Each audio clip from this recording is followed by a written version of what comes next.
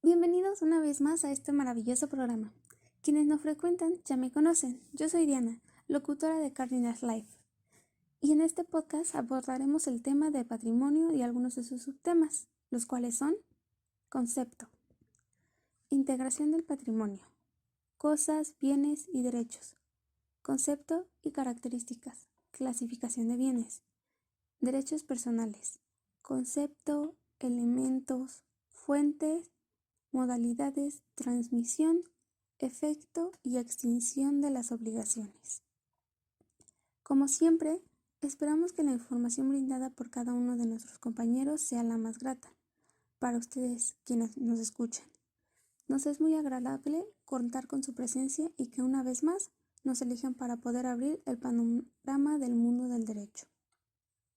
Esperamos su apoyo con un like y compartiendo para que llegue a más personas y podamos compartir poco a poco este conocimiento.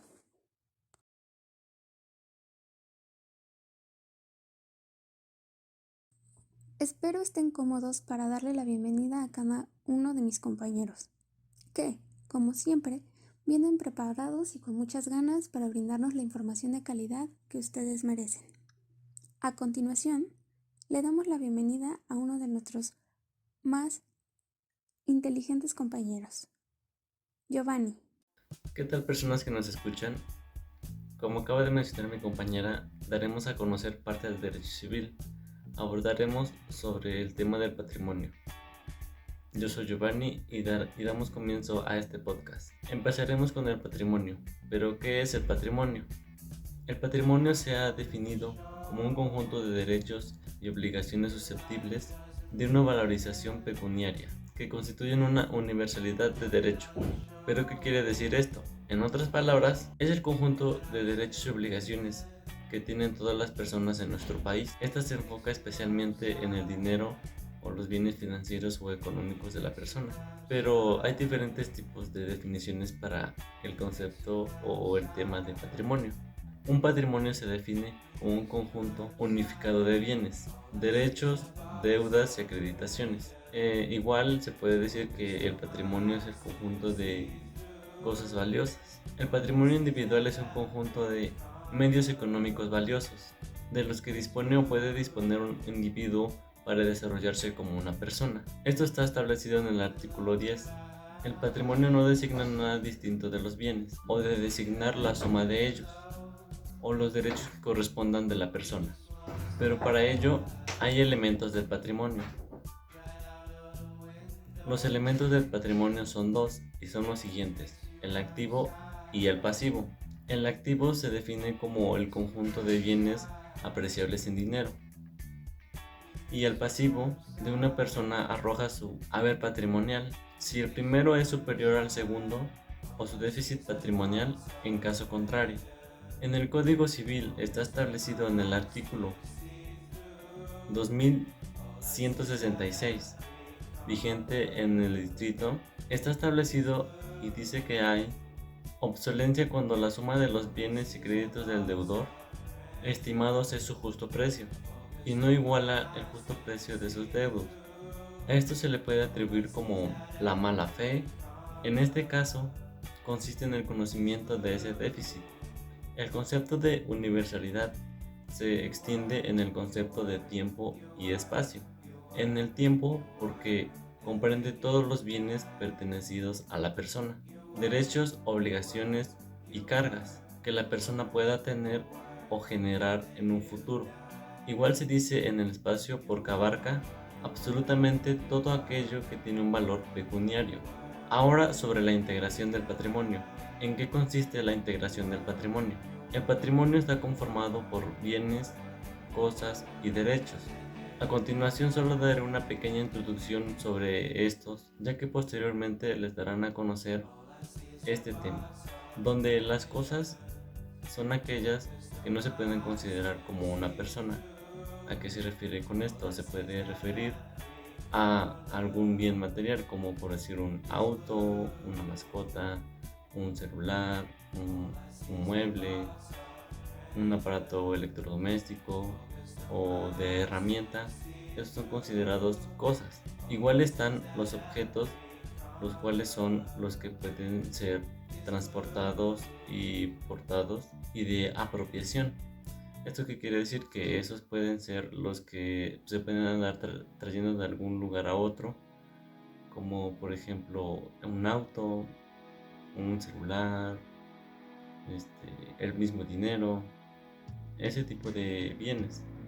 Y por último, el derecho. El derecho es el poder que se tiene sobre esas cosas o sobre esos bienes, porque relativamente eres dueño de ello, legítimamente demostrando que pertenecen a tu propiedad o son tuyas mediante alguna constancia, algún recibo o algo que confirme que es legítimamente tuyo. Bueno, con esto concluimos la introducción sobre qué es el patrimonio y algunos pequeños aspectos sobre esto, y ahora continuamos con mi compañero Ricardo, que abordará el tema específico en integración del patrimonio.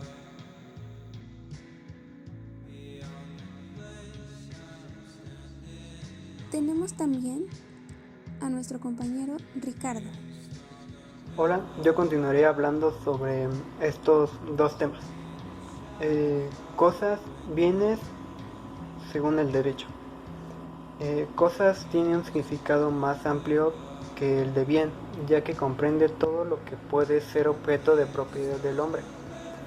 Y también todo lo que no puede constituirse en objeto de propiedad, como es el caso de los elementos de la naturaleza. El agua, la luz solar y el aire deberán ser lícitas, que están permitidas por la ley o es conforme a la norma. Con esto me refiero a que una persona no puede ser propietario de drogas, ya que la ley lo prohíbe. Estar en el comercio, la renta de terrenos nacionales que pertenezcan a la federación es imposible jurídicamente. Ser determinada o determinable en cuanto a su especie. Un contrato para comprar ya sea un perro o un whisky sin precisar su cantidad ni las bases para precisar esta, este contrato no puede ser cumplido seriamente. El deudor podría liberarse entregando cualquier animal o unas cuantas gotas de whisky. Para dejar en claro el significado de cosa, pondré ejemplos. Las cosas eléctricas, el medio ambiente, el sonido, la energía solar, una silla, una máquina, todas son cosas. El bien. El bien, por otra parte, se entiende por todo lo que puede ser patrimonio de una persona. La primera clasificación de bienes es bienes incorporales. Son todos aquellos que no podemos tocar, por ejemplo, las obligaciones, el derecho de autor, y los bienes corporales son aquellos que tienen existencia real. Por lo tanto podemos tocarlos y verlos, por ejemplo nuestra casa o nuestros muebles. Existen dos naturalezas de bienes corporales, son los bienes inmuebles, que son aquellos que no pueden transportarse de un lugar a otro, como el caso de una casa, ya que está adherida a la tierra, y los bienes muebles son los que pueden ser transportados de un lugar a otro por una fuerza externa sin ser destruidos. Y también tenemos los bienes fungibles, que son todas las cosas que pueden ser sustituidas por otra de la misma especie. Un ejemplo sería un kilo de arroz por otro kilo de arroz. Y los bienes no fungibles son los que poseen un grado de individualización que hacen imposible la equivalencia y que no puedan ser sustituidos. Un ejemplo de este sería que un edificio no puede ser sustituido por otro, ya que no son los mismos y difícilmente lo sería. Existen los bienes consumibles son todos los que se terminan con el primer uso. Por ejemplo, una manzana, una bebida o el mismo dinero. Bienes no consumibles son los que soportan más de un uso. Un ejemplo son la ropa o un carro.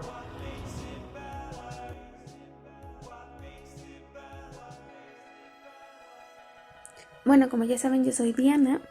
Esta es nuestra tercera emisión como equipo en el podcast y voy a hablarles hoy acerca del derecho personal o cómo solemos nosotros conocer lo que es el derecho personal. Bueno, primero que nada, vamos a ver dónde podemos encontrar estos derechos personales. Yo investigando, chequé que según el Código Civil, artículo 666, los derechos personales o créditos son los que pueden reclamarse de ciertas personas que por un hecho suyo o sola disposición de la ley han contraído obligaciones correlativas, como el que tiene el prestamista contra su deudor por el dinero prestado, el hijo contra el poder por alimentos, y de estos derechos nacen las obligaciones según el artículo. Ahora veamos. Entonces, el derecho personal es el vínculo jurídico en virtud del cual una persona llamada acreedor, que es que recibe, puede exigir de otra llamada deudor, que es el que debe, una determinada prestación que puede consistir en un dar, un hacer o un no hacer. Podemos decir que el derecho personal es la obligación y podemos decir que los derechos personales pues son aquellos que se le pueden reclamar a determinada persona y sus efectos son entre las partes de la obligación. Las partes de la obligación son, aquí les voy a dar pues un pequeño detalle general de cuáles son las partes de la obligación para que nos demos una idea de cómo está constituida esta y no solo nos quedemos con el concepto principal que les di al principio. ¿Ok? Entonces, el sujeto pasivo es el deudor, es el que le prestas, por ejemplo, le prestas dinero y es el que te debe dinero. Ese es el deudor. Yo sé que es muy obvio, pero pues tenemos que explicarlo también. Y el sujeto activo, el acreedor, es el que le deben. Entonces es el que presta el dinero y solo espera que el sujeto pasivo, en este caso el deudor, pues lo devuelva.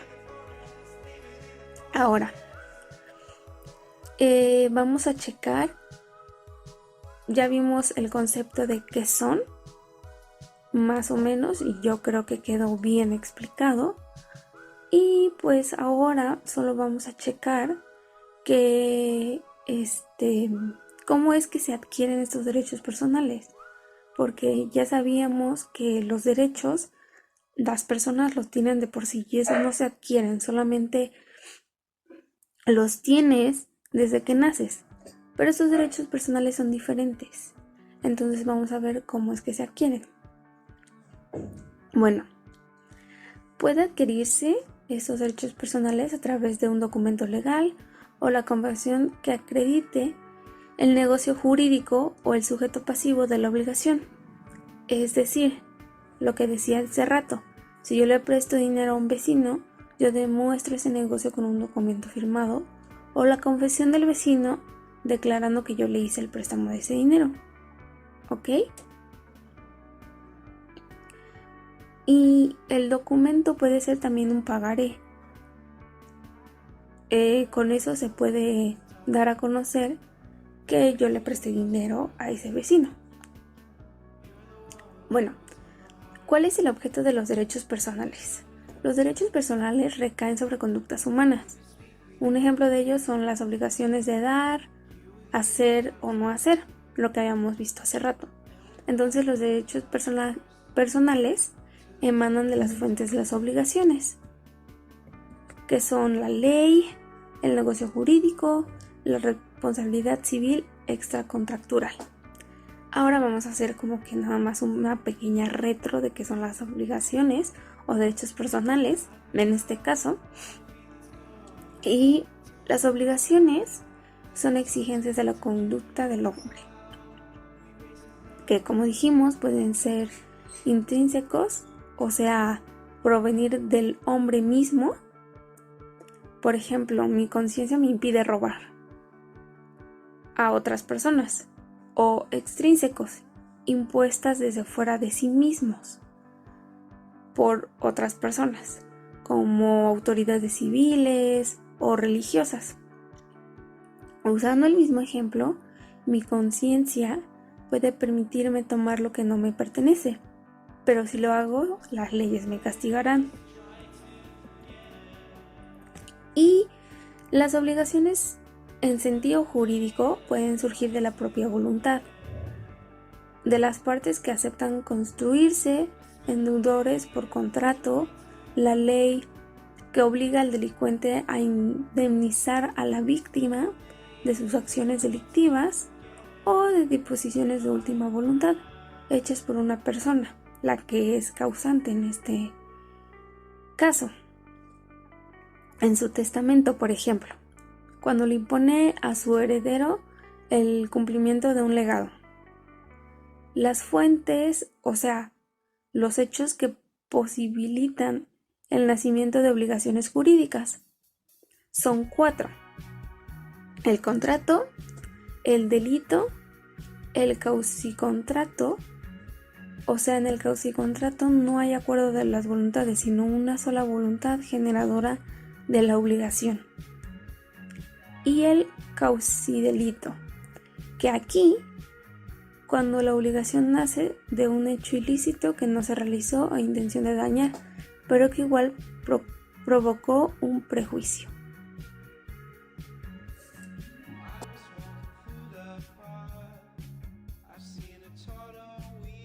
También tenemos a uno de nuestros compañeros más perseverantes en este podcast, Juan Diego. Los bienes particulares se definen según el artículo 772. Son bienes de propiedad de los particulares todas las cosas cuyo dominio les pertenece legalmente y de las que no pueden aprovecharse sin ningún consentimiento del dueño o autorización de la ley.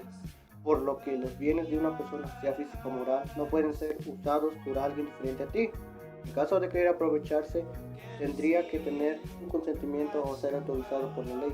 Los bienes son muebles por su naturaleza o por su disposición de la ley. Entonces, los bienes muebles por su naturaleza son todas aquellas que pueden trasladarse de un lugar a otro por sí mismos o una fuerza externa, mientras que los bienes muebles por su disposición de la ley son las obligaciones y derechos o las acciones sobre cosas muebles o toda acción personal que puede ser medible en cantidad. En primer lugar, son derechos el poder jurídico que como persona podemos ejercer sobre un bien o bienes para el aprovechamiento económico de forma parcial o total. Se puede decir que los derechos personales son como las caras de una moneda, pues otorgan un derecho y una obligación, las cuales pueden contraerse por disposición de la ley o por un hecho nuestro.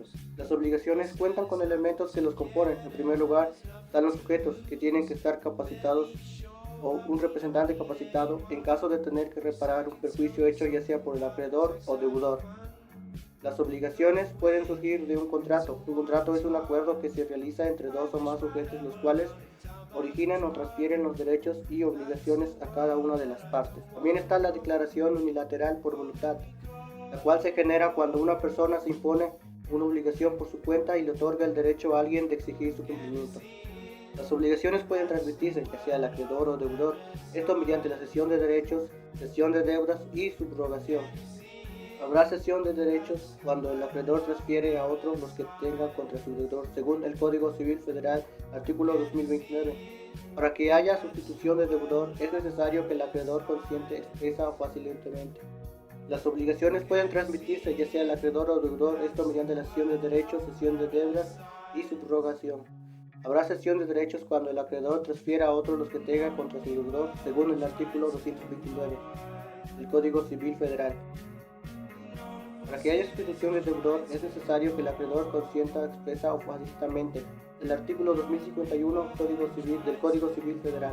La subrogación se verifica por Ministerio de la Ley sin necesidad de declaración alguna de los interesados, cuando el que es acreedor paga a otro acreedor preferente, cuando el que paga tiene interés jurídico en el cumplimiento de la obligación, cuando un heredero paga con sus bienes propios alguna deuda de la herencia, cuando el que adquiere un inmueble paga a un acreedor que tiene sobre él un crédito hipotecario anteriormente a la adquisición. Esto según el artículo 2058 del Código Civil Federal. Hay diferentes modalidades para el cumplimiento de la obligación. El cumplimiento voluntario es cuando el acreedor utiliza los medios legales a su disposición para que el deudor cumpla con la obligación. Cumplimiento por otro, es decir, por terceros, es cuando alguien que no es el deudor paga la obligación, ya sea su representante, una persona interesada o no, con el consentimiento del deudor. También puede ser sin el consentimiento de este. La extinción de obligaciones se da cuando se paga o cumple con la obligación con la idea de extinguirla, con la entrega de algo diferente, pero con el consentimiento del acreedor, y así se extinga la obligación. Si el acreedor se rehúsa a recibir el pago o dar el documento que lo justifique, por lo que la ley le concede la liberación de su obligación.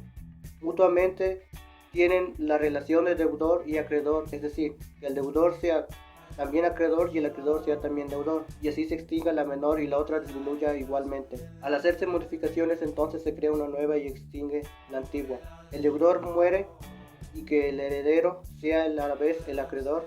El acreedor renuncia a su derecho y por lo cual libera al deudor de forma total o parcial.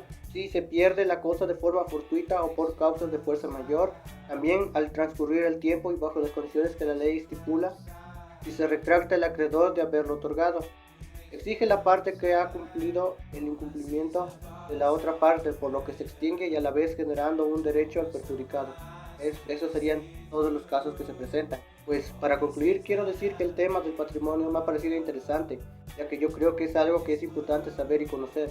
También saber sobre las obligaciones, ya que a veces puede haber muchas dudas y puede que alguna vez nos enfrentemos o pasemos por un caso así o se presente algún familiar.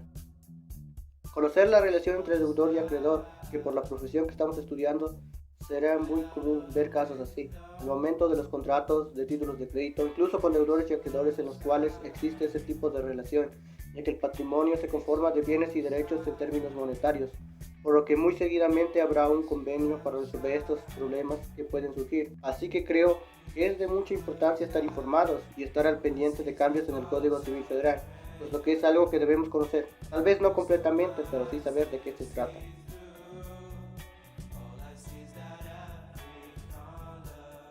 Y por último, tenemos a Suriel. Ahora hablaré sobre cómo las obligaciones se transmiten. Existen 3 formas para transmitir las obligaciones. Estas son, por la cesión de derechos, la cesión de deuda y por último, la subrogación. La cesión de derechos es un contrato cambiante porque asume la forma de diversos contratos, como la compraventa, la permuta o la donación. De acuerdo con el artículo 2029, habrá cesión de derechos cuando el acreedor transfiere a otro los que tenga contra su deudor. Un ejemplo en mi vida personal, me sucedió que la empresa en la que trabajé me liquidó mediante un cheque, pero yo en ese momento no tenía el tiempo para ir a un banco. Entonces mi papá me sugirió que le endosara el cheque a su nombre para él poder cobrarlo. Este es un claro ejemplo en el cómo yo le cedí mis derechos a mi padre para que él cobrara el cheque con el que a mí me estaba liquidando la empresa. En este caso, la empresa sería mi deudora. Ahora la cesión de deuda nos dice que es un contrato mediante el cual el titular de un derecho llamado cedente lo transmite a otro llamado cesionario de manera gratuita u onerosamente, sin modificar la relación jurídica original. El artículo 2052 nos dice: se presume que el acreedor consiste en la sustitución del deudor, cuando permite que el sustituto ejecute actos que debía ejecutar el deudor, como pago de réditos y pago parciales o periódicos. siempre que lo haga en nombre propio y no por cuenta del deudor primitivo. Un ejemplo de este artículo sería que mi mamá prestó una cantidad de dinero a una conocida mediante un pagaré. Tiempo después, la conocida no le quería pagar la deuda.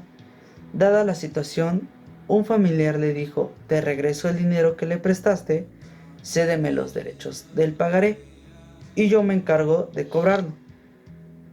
Este es un claro ejemplo de cómo se aplicaría la cesión de derechos en una deuda aplicando el artículo 2052. Y por último, la subrogación. El artículo 2059 nos dice que cuando la deuda fuere pagada por el deudor con dinero que un tercero le prestare, con ese objeto el prestamista quedaría subrogado por ministerio de la ley en los derechos del acreedor. Si el préstamo constare en el auténtico en que se declare que el dinero fue prestado para el pago de la misma deuda, por falta de esta circunstancia, el que prestó solo tendrá los derechos que exprese su respectivo contrato. Se entiende que es la sustitución de una acción por otra. Un ejemplo simple sería: mi mamá le debía 3,000 pesos a mi tía, la cual estaba cobrando y mi mamá no tenía esa cantidad en ese momento, por lo que mi hermana le dijo: te presto esos 3,000 pesos para que le pagues a mi tía y posteriormente, cuando tú tengas esa cantidad, me pagas a mí lo que te acabo de prestar. Así es como se puede aplicar la transmisión de derechos mediante la subrogación. Ahora hablaré de los efectos de las obligaciones. Son las consecuencias jurídicas que nacen de las mismas. Consiste en la necesidad de que se cumpla la obligación, ya sea voluntariamente o a través de los medios judiciales que otorga la ley. Lo que esto nos indica es que tiene que ser voluntariamente o se aplicarán los medios debidos para que ésta se cumpla. Estas se dividen en la parte formal y la parte material. La parte material es quien actúa en nombre propio, declara su voluntad y asume las ventajas y desventajas de la calidad que ostenta como acreedor o deudor.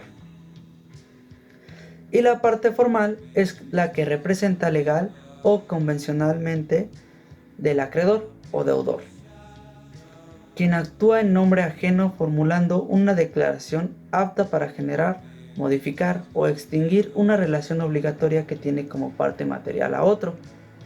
Ahora hablaré sobre el último tema de este podcast, que es la extinción de las obligaciones. Hay 3 maneras de extinguir estas obligaciones, las cuales son por pago, por ofrecimiento de pago y consignación, y por último, por compensación. Según el artículo 2062, pago o cumplimiento es la entrega de la cosa o cantidad debida o la prestación del servicio que se hubiera prometido. Lo que esto nos dice que las obligaciones se acaban cuando das la cosa, el pago o cuando le das un tipo de servicio a alguna persona que se hubiera establecido. Ahora que sabemos cómo funciona el pago, hablaré sobre el ofrecimiento de pago y consignación. Es un procedimiento mediante el cual se concede al deudor la facultad de liberarse de una obligación mediante la entrega de la presentación debida a favor del acreedor. En el caso en que éste se rehúse a recibir el pago o no pueda hacerse de manera segura y liberatoria porque el acreedor sea desconocido, esté ausente, sea incapaz o sus derechos sean inciertos, no se podrá. Y por último, la compensación según el artículo 2185. Tiene lugar la compensación cuando 2 personas reúnen la calidad de deudores y acreedores, recíprocamente, y por su propio derecho. Lo que esto nos dice es que cuando 2 personas se deben dinero mutuamente, la mejor manera para extinguirse de las obligaciones sería mediante la compensación, haciendo así una manera más fácil y rápida de estar traspasándose cantidades de dinero dependiendo de la deuda de ambos.